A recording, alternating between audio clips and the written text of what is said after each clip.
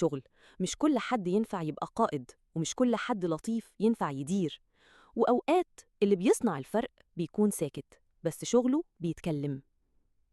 في شركة الشقاليط موظفين بقالهم سنين وصلوا لمرحلة مين يستاهل يترقى ويبقى مدير إدارة سلطة الفواكه. قدام الإدارة اسمين، كل واحد فيهم أتقل من التاني: شوكي أفندي ودكتور برشومي. الاتنين في نفس المنصب، نفس عدد السنين ونفس الفرصة. أول واحد شوكي أفندي، الورق عنده مظبوط، النتائج شغالة، لكن التعامل معاه صعب. ما بيضحكش وكل كلامه أوامر. كل حاجة تعملها لازم تروح له بعديها وتقول له تمام. مفيش دفء، مفيش مرونة. الفريق يشتغل بس مضغوط، يحس بالإنجاز بس ما بيحبش يشتغل معاه تاني. والتاني دكتور برشومي، من أول ما تشوفه تحس إنه رايق، ممكن يتكلم معاك ساعتين ويضحكك، بيعرف يشرح كل حاجة إلا الشغل اللي عليه. بيوعد بس ما بينفذش حاجة، ما بيقولش غير بنعمل وهنطور ونراجع، بس مفيش حاجة بتخلص.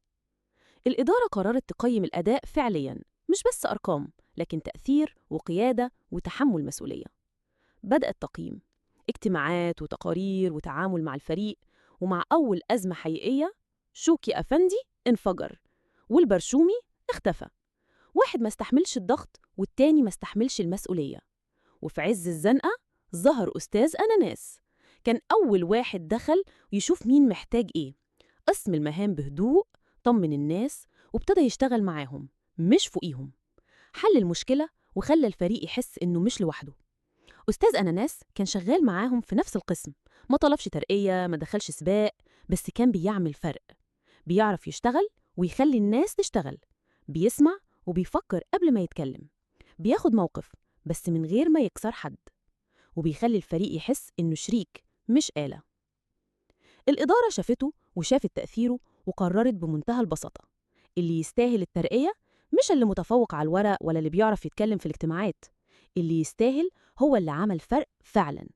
من الآخر، ما تبقاش شوكي أفندي تجرح وانت فاكر إنك تقيل وجد، ولا تبقى دكتور برشومي سطحي ناعم مليان كلام ما بياكلش عيش. خليك أناناس باشا، فاكهة ما بتزعلش حد، عصير ماشي، كومبوت شغال، عالتورتة يا حلاوته، ينفع في أي حاجة تطلب منه. الأناناس فاكهة دايما ليها مكان في أي طبق في أي وقت، زي القائد اللي يتشاف من تأثيره مش من شكله.